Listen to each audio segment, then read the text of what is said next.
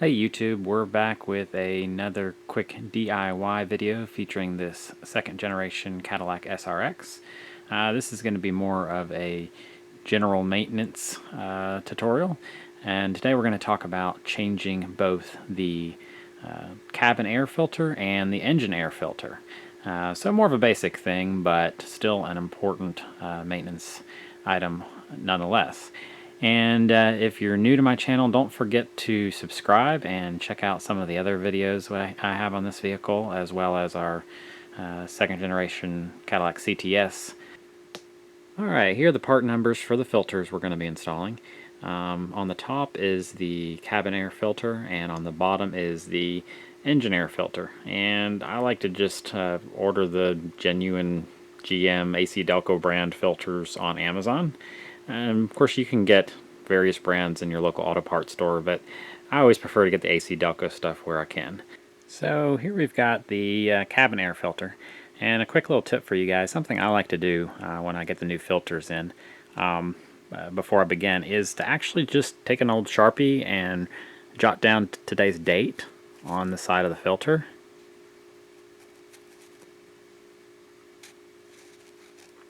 And then that way, if there's ever a question down the road as to when the last time they were changed, here's an easy way to tell. So I like to do both of the filters at the same time, about once a year. And I always do the cabin air filter first. That way I don't have to worry about getting the inside of the cabin smudged up with greasy fingerprints from the engine bay. And so on this vehicle, the cabin air filter is located here in the passenger side, and it is inside the glove box like it is on a lot of GM vehicles. Alright, so this is a fairly easy process, but the first step is going to be to remove this tray in the middle. And there are 4 Phillips screws, 2 on the right and 2 on the left. We'll zoom in here and you can see the 2 screws here on the left side. And then there's 2 more here on the right side. Alright, so we'll start with these 2 over here.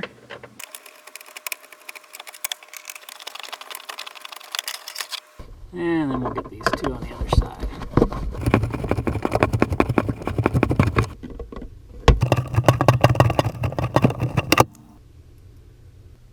And the SRX even comes with its own handy built-in screw holder.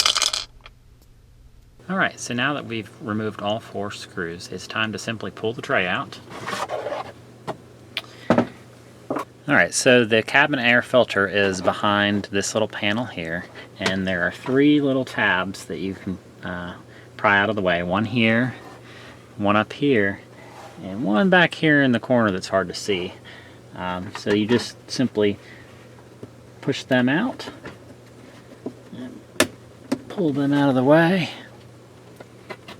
And then this door folds down and you can see the old filter, and there's the installation date from last year, about a year ago. And this just simply pulls out, and keep in mind here, if you look close, there is a arrow and it says down. That obviously means that's the direction that the filter needs to face. And so you have to pull it to the right just a little bit to get it out. And you can see, even after a year, there's quite a bit of junk in here. And so now let's stick the other filter in.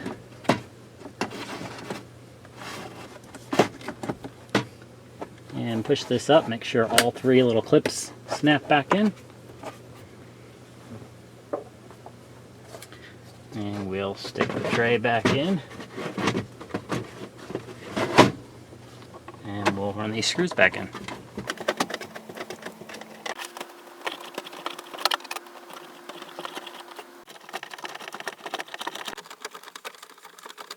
And that's all for the cabin filter. Let's move on to the engine filter. The engine air filter is located on the passenger side of the engine bay under the big cover for the air box. But first we'll need to get this air duct out of the way by using a flat blade screwdriver to unscrew this clamp.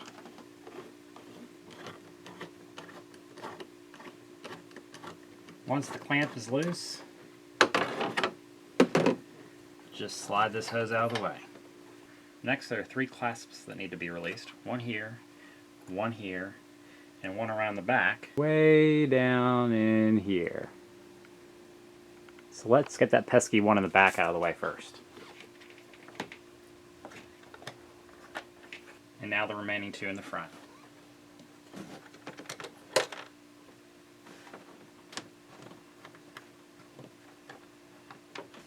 Alright, with those out of the way, we're just going to hold this out of the way and tilt this up. Pull it out like this. Being careful of these wiring harness here. I like to just lay that over like that out of the way. And here's our engine air filter. And this just pulls straight out.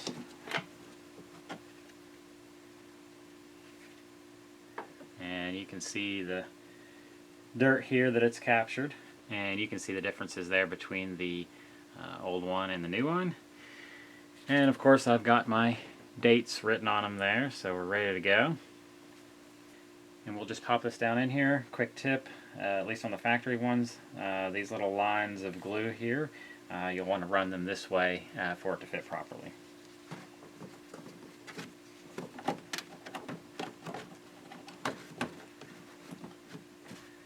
And now we'll just put the cover back on. There are these tabs along the back side, and you need to make sure, in order for this to sit down properly, you need to make sure that these hook into the corresponding holes in the back of the airbox.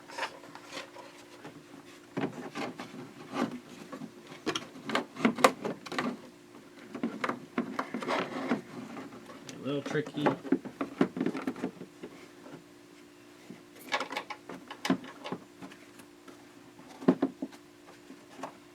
You'll know when you're in those little holes when you can't wiggle the back of the airbox any. It's seated down in there firmly. Push that back in place. Pull that hose back in place. And put the 3 clips back in.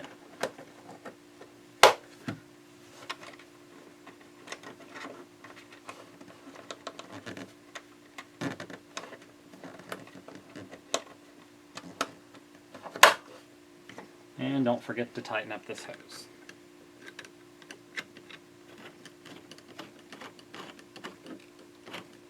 And that's it, guys.